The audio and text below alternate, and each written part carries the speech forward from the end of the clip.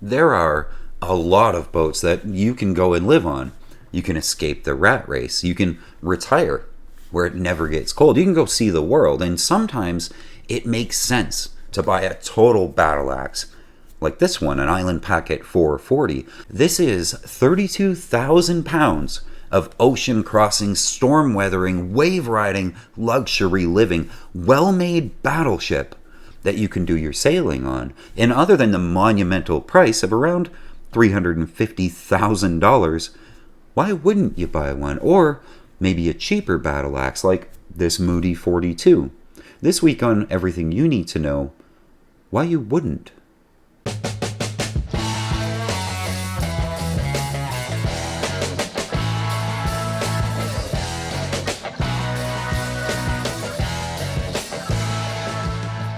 I do a lot of consulting these days, talking to people who are boat shopping, and from time to time, I talk to folks who have a boat in mind, and we go over that boat to see if it's good for them, the right boat, of good value, if it'll have resale value when they plan to stop cruising, or if the one that they picked out is better than the competition of what's on the market right now. But taking a step back, it's important to pick a boat that actually suits the kind of sailing that you'll be doing. My job consulting isn't just to find problems with a boat that you're not seeing because rose-colored glasses, but my job is also to save you a bunch of money in the long run. Now, I pick on Island Packet here because it's one of the best boats in the world right now, and if you want one, you should buy one. We all would love to have a boat that's 10 times more capable than we'll ever need, and this one is for most people. I also love this boat because there are some old salts out there that think sugar scoops are stupid. And this boat allows me to say, even Island Packet is doing sugar scoops now. That's how important a sugar scoop is in boat life. But I digress. Some real practical hard facts here. Sailing the Caribbean from Bimini to South Grenada requires some sort of boat that is fit for the job. And the lightest boat I think we can agree on for that job would probably be about 15,000 pounds, maybe a smidge less.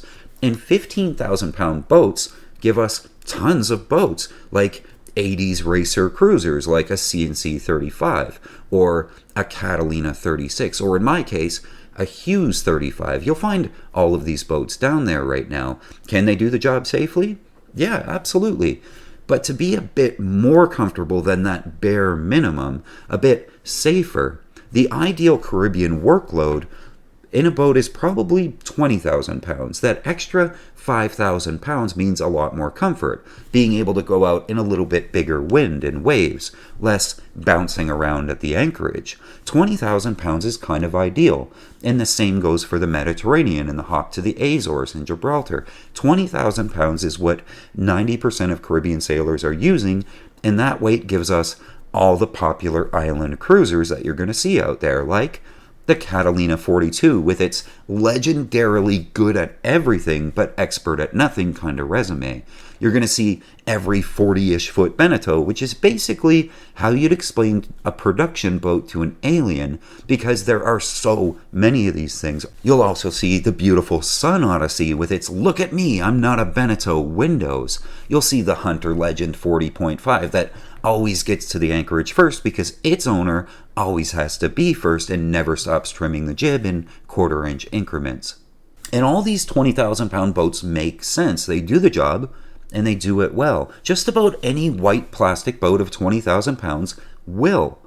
But some folks want to have the assurance that if they get caught out in the worst weather the Caribbean or the Mediterranean might throw their way, the boat is rated far better than they'll ever encounter, which brings us to the 25,000 pound plus boats, like that Moody I showed you earlier, or of course pretty much the whole Island Packet lineup, the Hans Christians, the Halberg Rassies, you know, the battle axes. The smaller Island Packet, the 420, is a whopping 30,000 pounds. This is a 2-bedroom traveling apartment made out of sidewalk and diced up elephant. This full keel monster of a boat does what Island Packet has always done. They make the boat twice as thick, twice as sturdy. The rigging is twice as robust, as the boat needed to be. And this is why people love these boats. That full keel won't just hit coral and get stuck. It'll push the coral hard enough to rotate the earth out of the way. I joke a little, but these boats are strong, and putting out of mind that Island Packets has this insistence on burying the chain plates in fiberglass, Island Packet boats hold their value like a good watch. These boats are the, yes, we're going to start in the Caribbean, and then we might go to Thailand, maybe Madagascar, and then maybe the moon. These boats are for people who want to be like sailing Delos, and for those people, this all makes sense. And even if you don't want to be Delos, visit Thailand, and aren't ready to sail to the moon, you can still buy one of these battle axes and you'll be able to go make the bad weather passage when all those 20,000-pound Beneteaus up to stay in the anchorage a few more days waiting for a weather window. And if you're in a hurry or you just love these boats, that works. But for most cruisers, and I mean more than 90% of us, it's all just a lot unnecessary for a number of reasons. The mission here at Lady K Sailing has always been to get more people sailing, and I couldn't make these videos without the help of a great team of people who are patrons. They give a couple of bucks an episode to make this all possible, so a huge thank you. If you'd like to help out, please consider becoming a patron. It's really cheap, and if you do, I can keep making videos. I like making videos. Anyway, the pros and cons. You buy the battle axe. When it's blowing 25 knots and all the Beneteau homies are going to stay in the anchorage and wait for a better weather window, you can just go. You want to do this?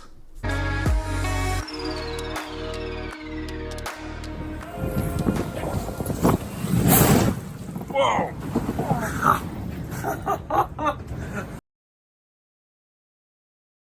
Battle axes tend to hold their value better. That's a true one. A 20-year-old Island Packet still costs $300,000, a goat and a llama. But while it will hold that value well, not nearly as many people are trying to spend $300,000, a goat and a llama on a sailboat. Your market of potential buyers will be kind of small. These boats sit for 6 months or 8 months or even a year waiting for a buyer that actually wants one of them. And a boat just sitting there costs money. Even if you have it up on the hard, you're still losing money while you try to sell it.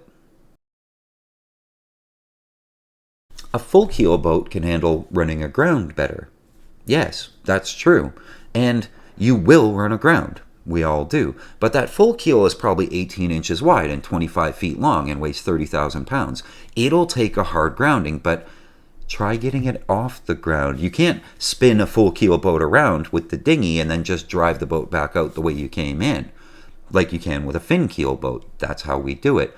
You have to get other boats to drag you backwards. The last Island Packet I helped get off aground took 3 of us in our sailboats to drag it backward. The boat was, of course, undamaged, as it would be by that whole experience, unless you count the owner's ego, but like I said, we all run aground.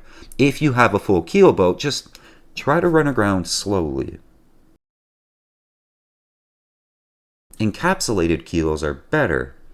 Yes, they really are. There's no bolts to worry about, and this is true, but 90% of the world cruisers out there right now are bolt-on keels, and we've gotten pretty good at making them. Keels aren't falling off left and right, and while keel bolts will wear out after many, many decades, it hasn't really been a problem anywhere except the forums on the internet where people argue about such things. Honestly, there really are only 2 real arguments for buying a total battle axe. The first is, you're actually going to sail the world.